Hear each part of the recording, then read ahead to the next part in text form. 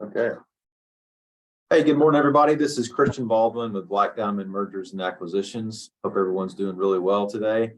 Today, I'm really excited to have two wonderful guests with us as we do our fourth quarter webinar. We try to do a webinar about once a quarter.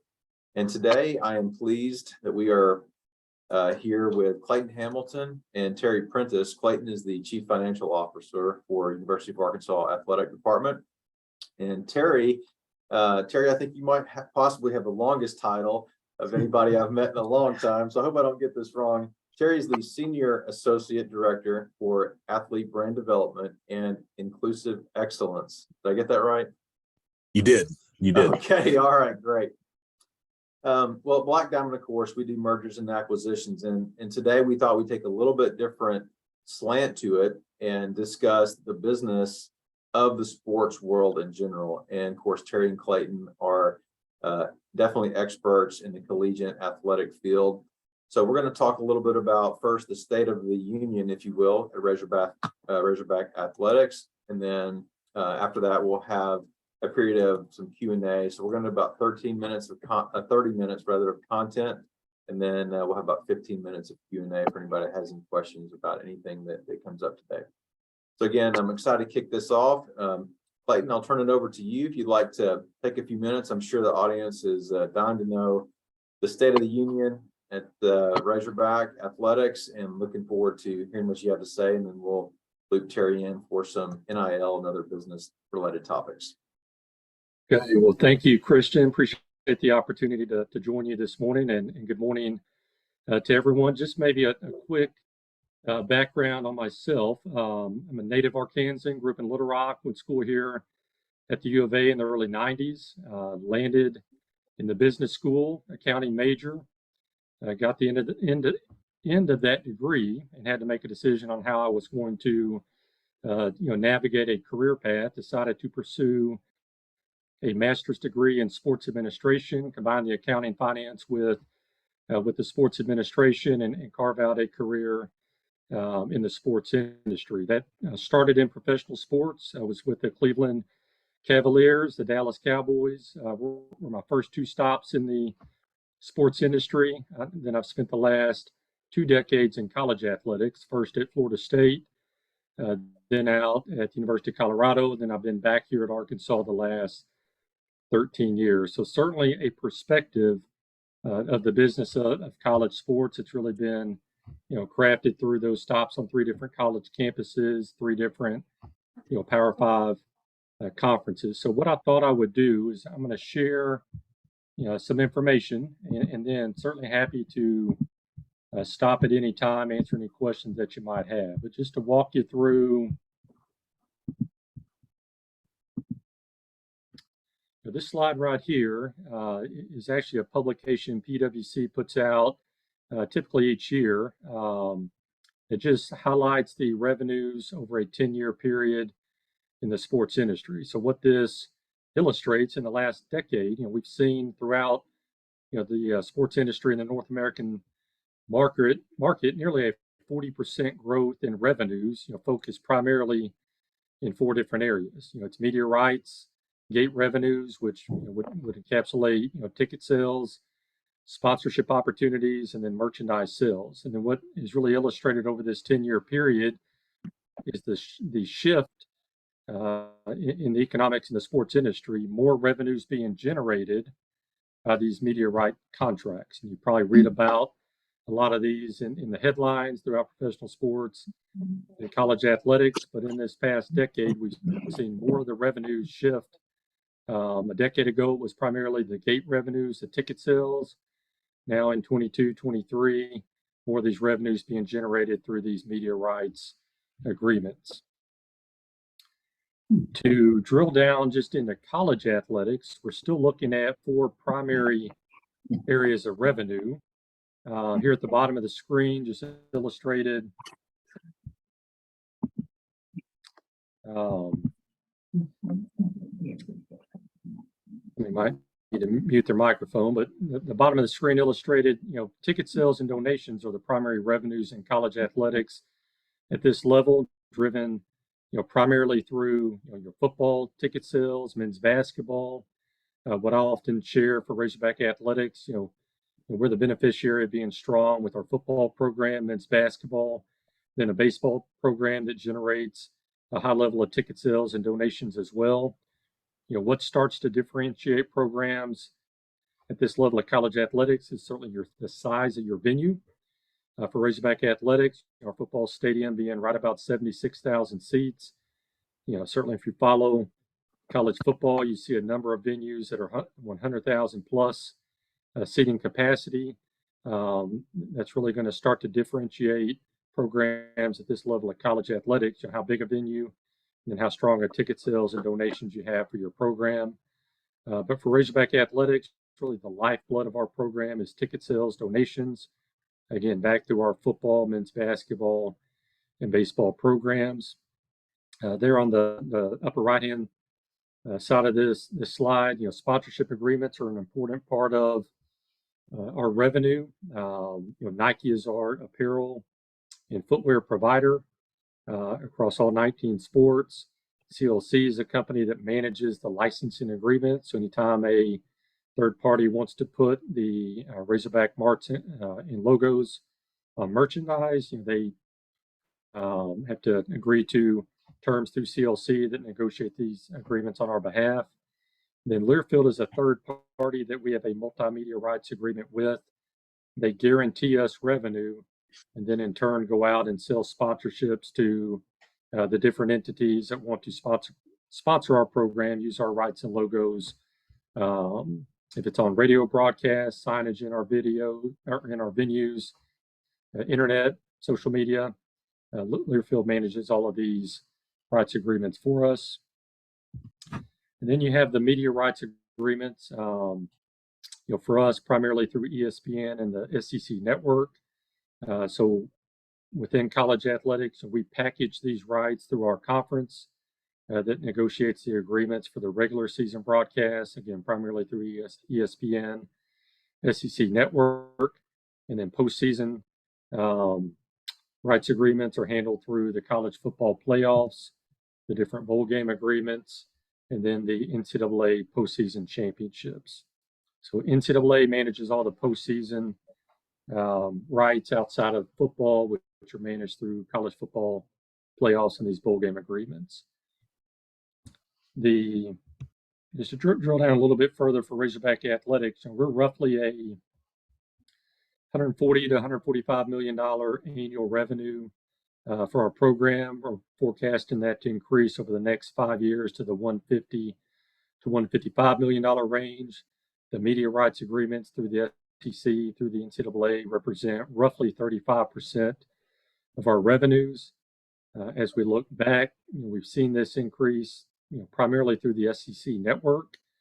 The college football playoffs, when those came on line back in 2015, generated some additional revenue through the SEC and for our program. As we look ahead, you hear talk about the college football playoffs expanding. That is forecasted to generate additional dollars that would flow back through the Southeastern Conference to benefit our program. I'm sure you're tracking on some of the conference realignments. So the SEC adding 2 schools in 2024-25 season will generate additional dollars for the conference at a minimum. All 14 existing schools will remain whole with their current distributions, then we're forecasting that to increase over time. The sponsorship licensing agreements represent right about 15% of our revenue, primarily through what I shared earlier, the Learfield agreement, the Nike agreement. As we look forward, we have some opportunities when these agreements come up for renewal. Our Nike agreement, we have the opportunity in the next year to renegotiate and potentially extend that agreement. And then the naming rights on our football stadium is actually coming up in 2025. So we have the opportunity to potentially see a change in the naming rights for the football stadium that would generate additional dollars for our program. Then back to ticket sales and contributions, 45% of our revenue. as we look ahead, football is where we see the most opportunity with additional dollars through ticket sales and donations. We're pretty much sold out in basketball, sold out in baseball. You have the opportunity to increase ticket prices, but back to football, there's some capacity there where we see some opportunity to generate some additional dollars to support the program. So again, wanted to share just the takeaway: 4 primary revenue streams: ticket sales, donations, sponsorship revenues, then the media rights that flow back through the SEC and the NCAA. On the expenditure side, we're not going to be unlike most of the Power 5 programs. Nearly 40% of our expenses are back through salaries and benefits. You probably see the headlines with coaching contracts. That's 38% of our expenses. We have a staff of roughly 300 full-time coaches and staff to support our program. You probably read about the facility projects. We feel like we have some of the top facilities throughout the country, and certainly to remain competitive throughout the Southeastern Conference. Right about 10% of our expenses are debt service on the facilities we've built in the past decade. Financial aid and student athlete benefits. This will dovetail a little bit into Terry's comments here in a minute. In the last really 10 years, we've seen a growth in the expenses and benefits back to student athletes, and we maximize the financial aid that we can provide. We provide aid up to what's called the cost of attendance, which provides dollars back to student athletes above tuition, room and board, and books. We provide what is called an educational award, which was new for us back in 2021-22 fiscal year, which is additional dollars back into our student athletes' pockets if they hit certain benchmarks from an educational standpoint. So we maximize what we can provide directly to our student athletes. And then Terry will share more about opportunities they have outside of our program where they can benefit based on their name, image, and likeness. Severance payments, you certainly see these headlines throughout the year. You're seeing these headlines this week, changes in coaching staffs. If that's where you're at as a program, if you have to make a change in coaching staffs, these are often guaranteed contracts you have to pay out over time. For Razorback Athletics, we experienced some changes in the last, really 5 years, a couple different times with our football program. We've paid out severance to the tune of nearly $20 million over a 4-year period. Then we have coaching contracts that are guaranteed to the tune of $60 million across all 19 sports. So from a financial standpoint, you have to keep that in mind, having the resources to manage those contractual commitments you have with your coaching contracts. We transfer funds to campus. We're proud to be able to say we are a fully self-supporting athletic program, meaning we generate the revenues to support our program, and then we transfer dollars back to campus to fund some classroom buildings and campus initiatives on campus. That differentiates us from really the non-Power 5 level programs, often rely on student fees, tuition dollars, sometimes state dollars to fund their program. We receive no tuition dollars, no student fees, no state support. We're 100% self-supporting athletic program, and then transfer dollars back to campus. And then dollars certainly to operate our program. We have to pay the operating costs, game day costs, travel costs, utilities, game expenses, maintenance, to support our program and support it, what we hope is at a very high level.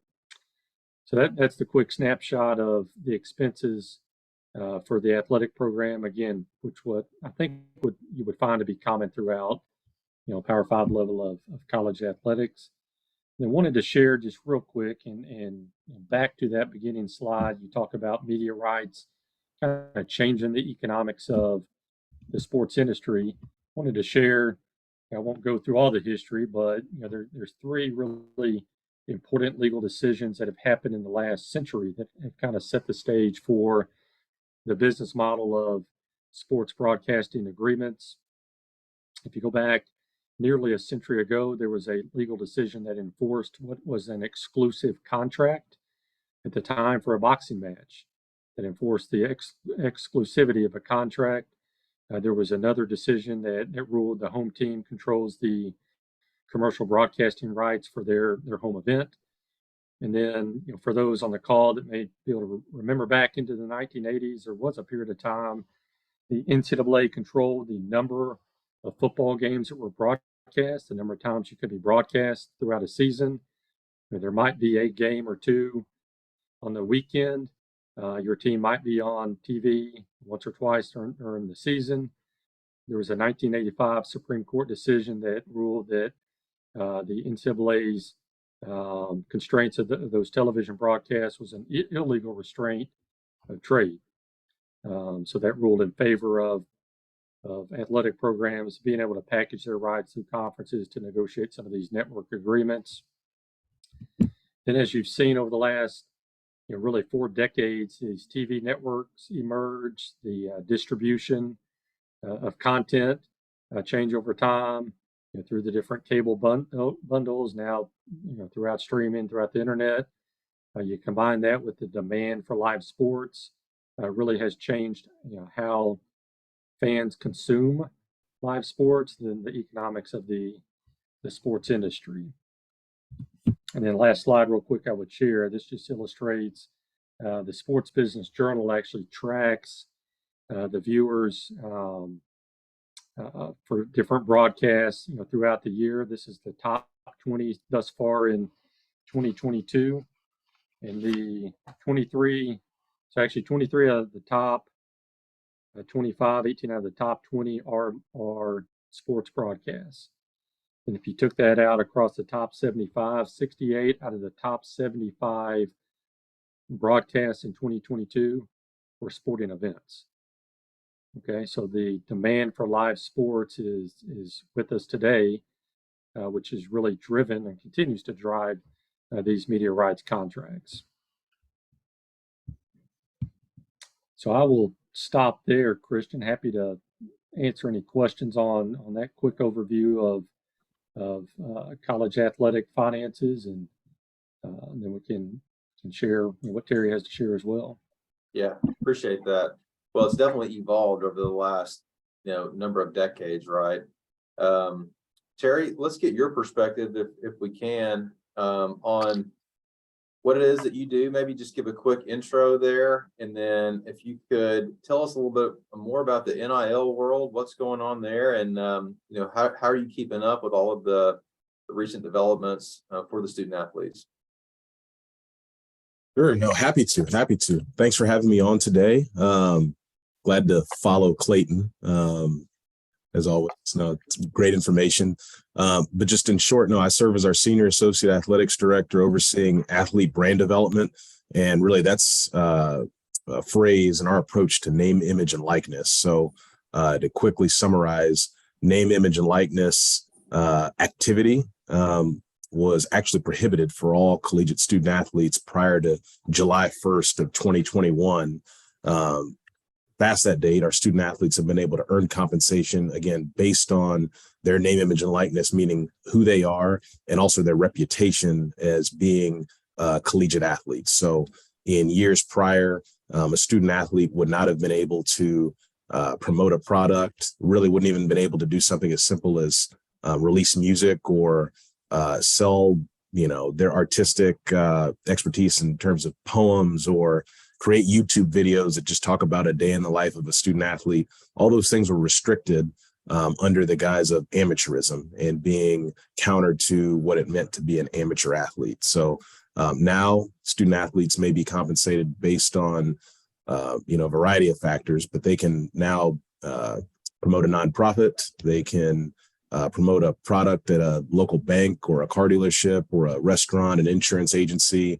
A student athlete can now host private lessons and camps and clinics, and actually advertise that they're going to be doing so. That had been prohibited in years past, where, for instance, a student athlete could provide some private lessons and training, but they couldn't publicize it whatsoever. And through the athletic compliance office. Well, now all of that's above board and on the table. And so that combined with the transfer portal brings us a new era of college athletics. And so my role specifically at the University of Arkansas is to work with all of our student athletes, our coaches, our stakeholders externally, internally, parents, and even agents and representatives of student athletes to understand what they can and can't do from a name, image, and likeness standpoint, and really remove some barriers and help build some connection to the local community and even the national business landscape from an NIL standpoint. So day to day, just to quickly answer your question, I'm meeting with student athletes, talking to them about the opportunities that they may have. They have a requirement based on our Arkansas NIL state law to disclose details of their NIL activities to myself in our office. I might be speaking with a student athlete representative about opportunities that they may have had. They're keeping me updated. They're asking me, where the fine lines are. I might be speaking to a business owner who's interested in working with a student athlete and providing some background information about him or her.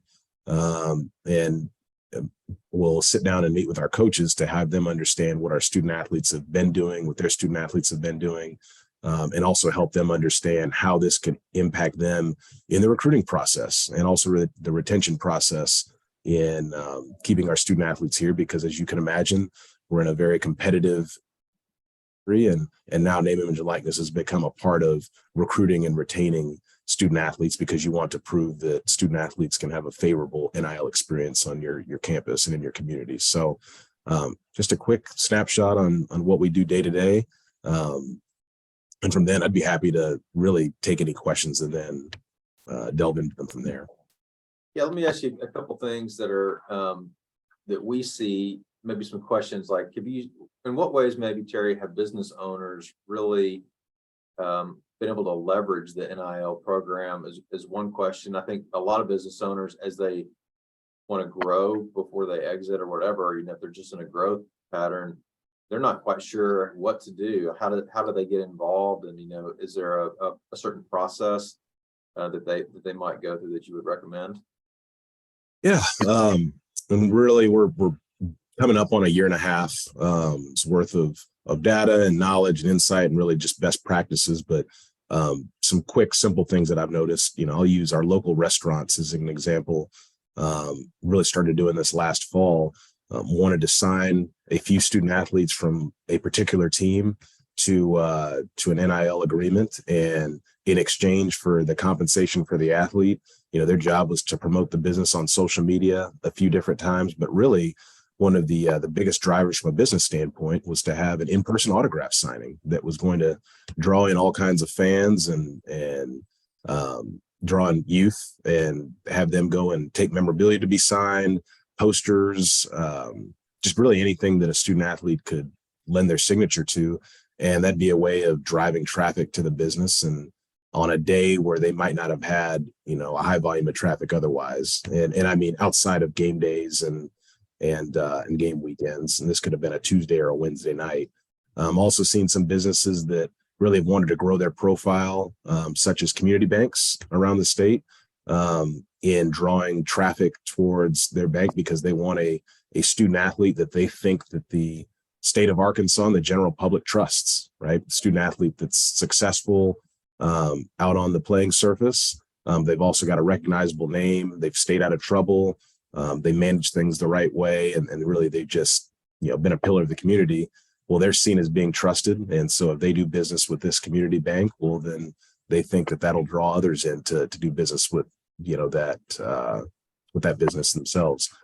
So really, I've seen that been done, but also seen some of our nonprofits around Northwest Arkansas really lean in to having the student athlete serve as an ambassador for that entity, and having the student athlete go out and perform some charitable works or really use their platform as as a mechanism for good and for raising awareness and even raising dollars for that charity. And in exchange, they're going to pay the student athlete a flat fee to be that ambassador for them. So really a few different ways, some interesting ways that some businesses have decided to work with student athletes. Also through merchandise and apparel sales. We've seen several of our licensees that are licensees to the university and able to use our trademarks and our logos, partner with our student athletes, knowing that that's another way of generating some incremental income for the athlete, but also some brand awareness for the company themselves.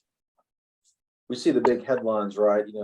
Bryce Young and the probably the more popular athletes across the United States, and they seem to get, big NIL deals.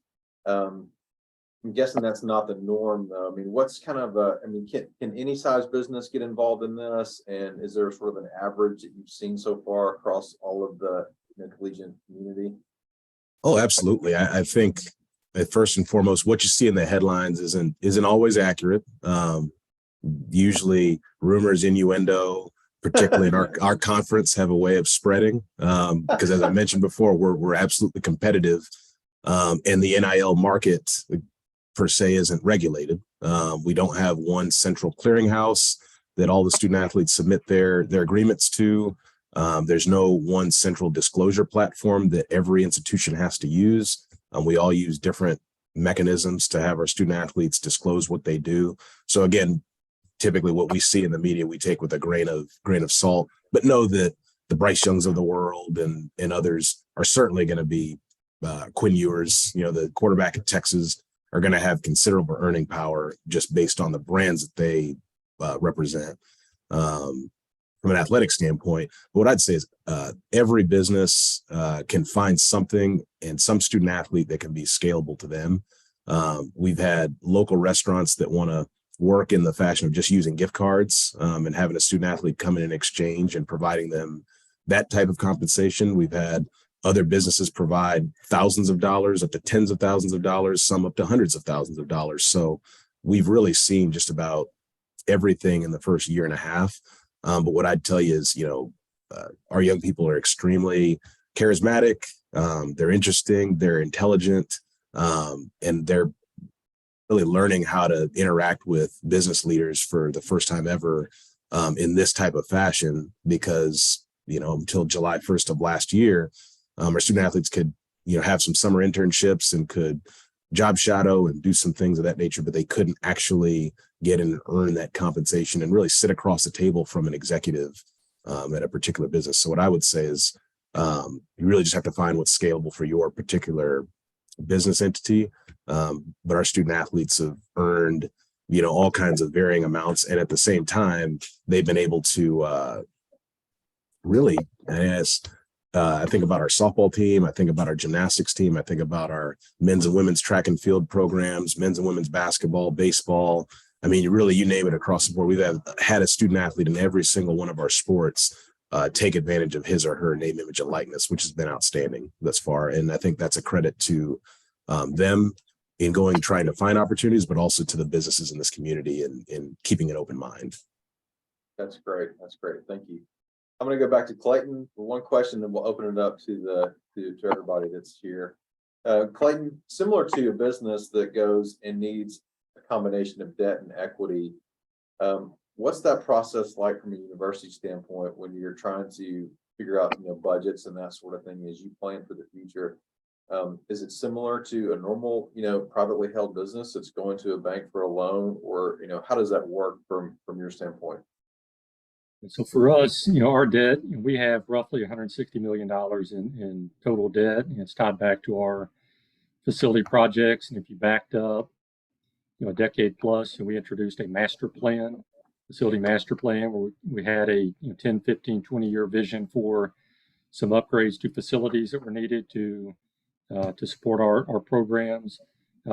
As we worked our way through, that master plan, we've completed, roughly 90% of those projects. It's been a combination of debt, internal, resources, and then donations to support the projects. It's worked out to roughly 60% debt, 20% internal funds, and then 20% donations to support the projects. We're not, borrowing money to operate. There's some state regulations that limit what we could do from that standpoint. We're, like I mentioned earlier, self-supporting, generating the dollars to support the program, but our debt is tied back to the facility projects we've completed. One of the approaches we've taken is not financing facilities beyond a 20-year period. If you're tracking in the sports industry, often these facilities are being renovated and or replaced after 10, 15, 20 years. So we've gone as short as 10 years and as long as 20 years to finance the facility projects that we've completed. Great, thank you for that. Okay, we're at 11:30.